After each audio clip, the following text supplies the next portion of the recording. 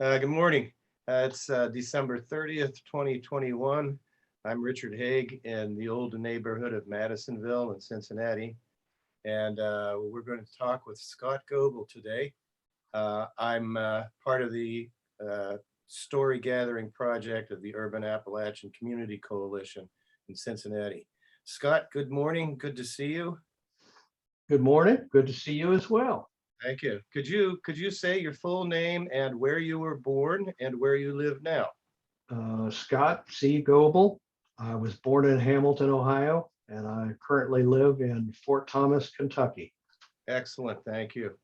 So tell us a little bit about your Appalachian roots or connections. Well, they go three different ways from my grandparents. I have one grandparent, the Goebel, who, came from through Pennsylvania from Germany in the middle of the 19th century, or I guess in the late 19th century. And then I have on his wife, my maternal grandmother, was from what was she called Craney County, which is now Rowan County, Moorhead. That's where she grew up until she was about 10 years old. And her father was in the stories go a little bit differently about why he left Moorhead very quickly. And the family followed soon after. But then on my grandma Lou's side, the Lewis, that grandfather was a Lewis. And my other grandmother's side came from Lewis and Brown, and they were from right around Moorhead. On the other side, my mother's side, both of my grandparents were born in Estill, Madison County, near the line, if you will.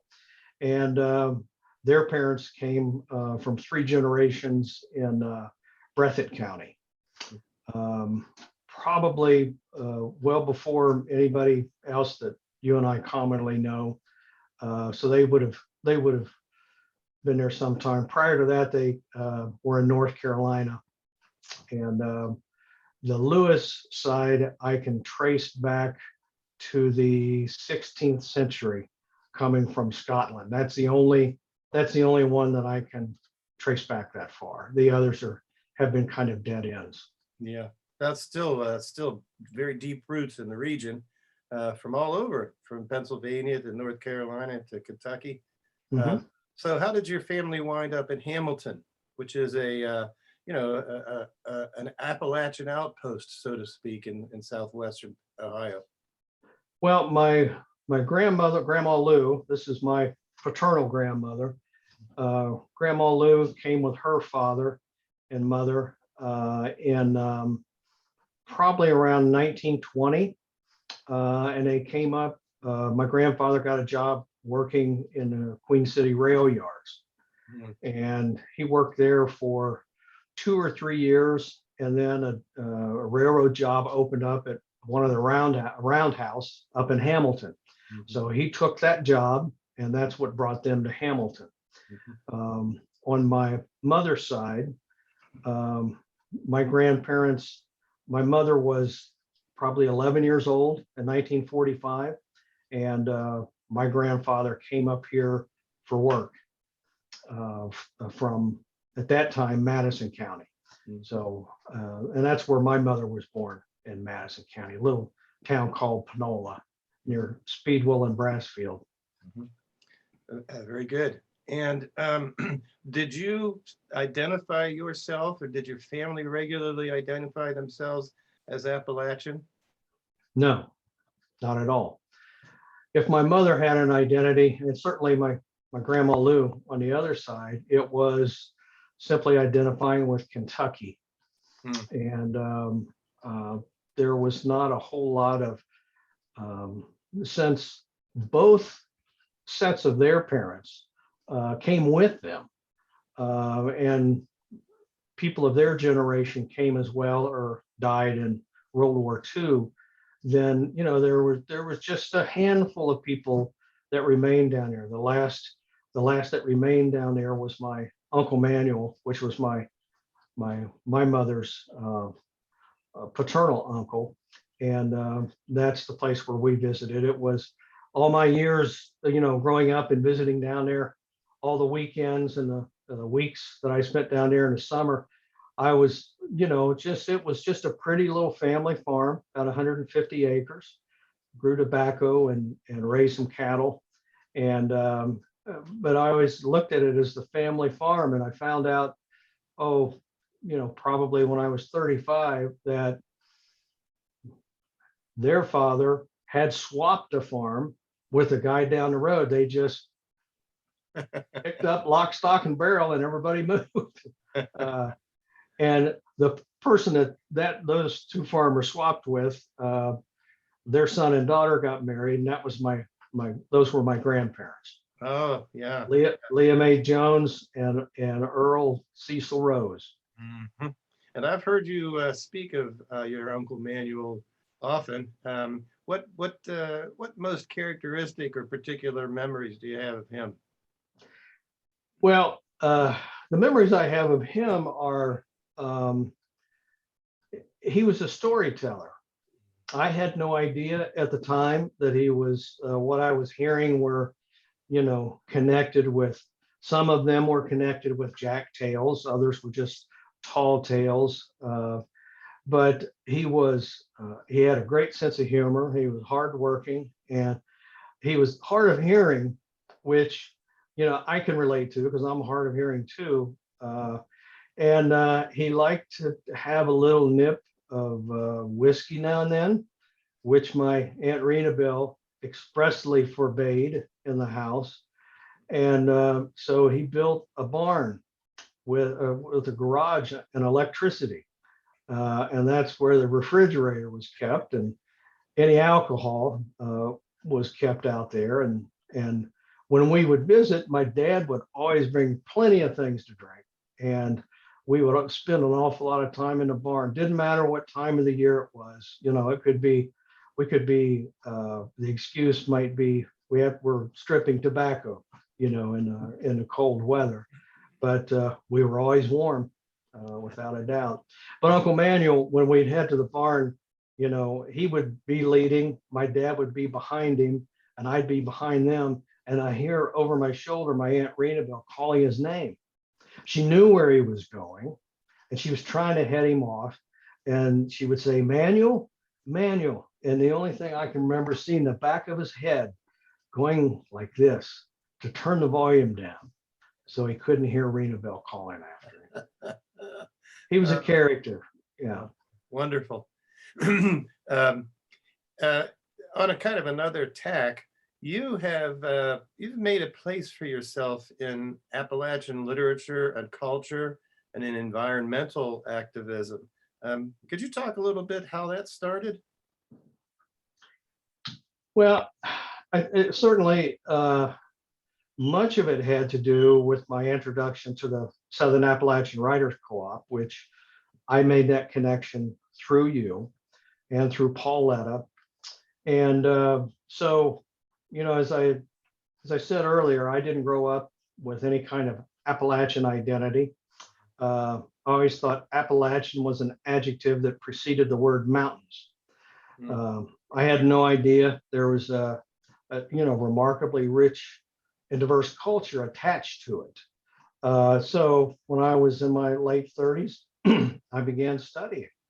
And, I had to learn an awful lot about, I learned about the struggles that Pauletta Hansel and others went through with Queen City Barrel.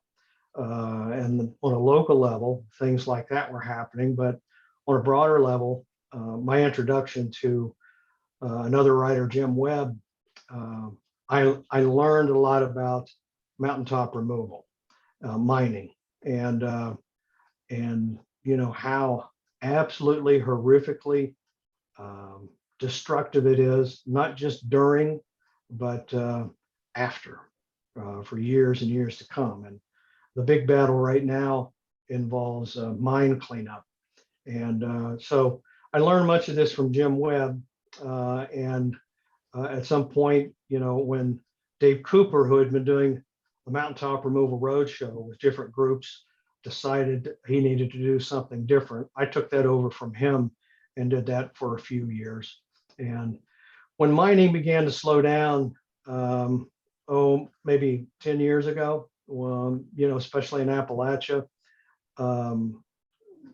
people began to lose interest, and they thought our work is finally coming to fruition. And in reality, there were just too many mine companies going bankrupt. It was a financial thing. The cost of gas, what made coal so cheap or so widely used was its costs, and on the cost, the external costs were just incredibly high, and they've never been figured into the cost of coal. But when natural gas became actually cheaper head to head, coal started to drop away in that regard. Mhm. So I became disturbed by how much land was destroyed. I had someone work for me when I was landscaping who wasn't very highly motivated, guy, a real nice guy and a writer. And he got a coal severance check every month for about 2.5 or 3 years, and was excited by that because it supplemented his family. And then when the work was done, he decided to build a house on that property. And, the land was just barren. It was impossible for him to sustain a life down there. Mhm. So, Yeah, you mentioned Jim Webb as sort of one of your early environmental mentors. You wound up gathering up and publishing Jim Webb's collected poems. You want to say a little bit about that process and how it went? well, it began as a master's project when I was at NKU working under Danny Miller. Danny was incredibly supportive of the project. And Jim was a writer who wrote by inspiration, occasionally wrote for occasional purposes. Mhm. And he was, bless his heart, I'm a very disorganized person.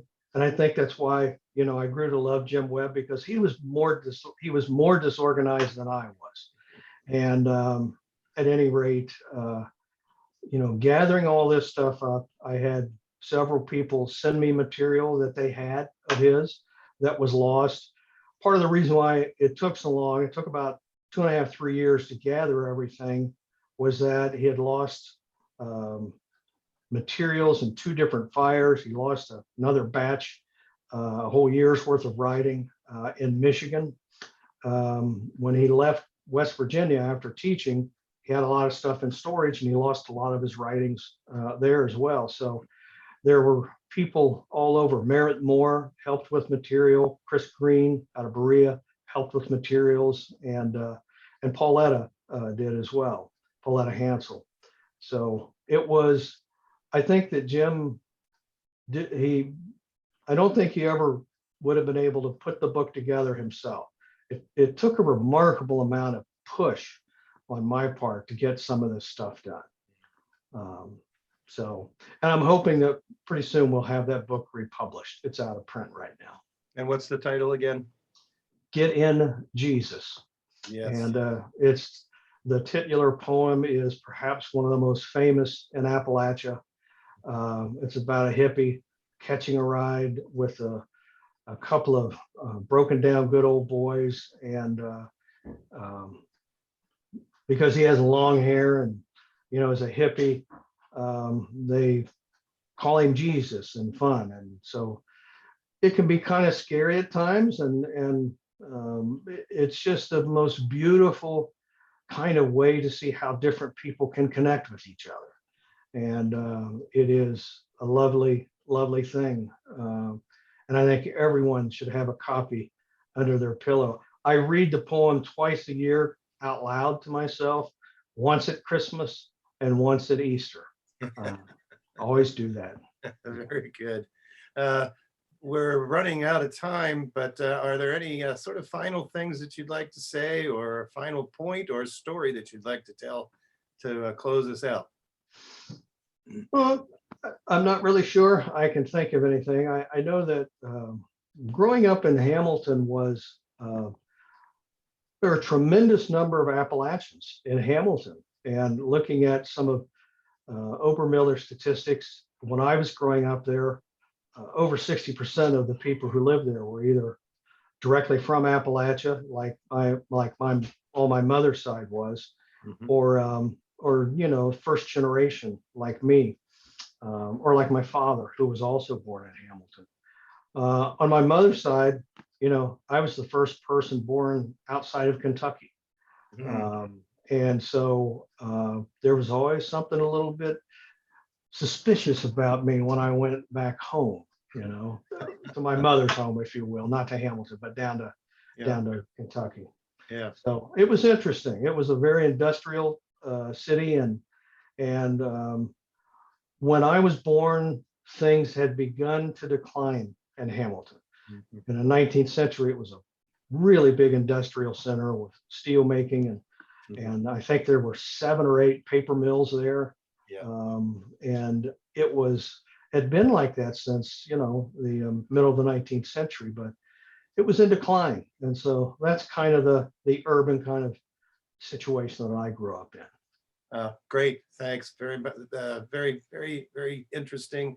A lot of us urban Appalachians are Milltown kids, it seems, and it's Certainly. part of the urban Appalachian experience. This has been Scott Goebel, and I'm Richard Hague for the Urban Appalachian Community Coalition's Story Gathering Project. Thanks, Scott. Good morning. Thank you.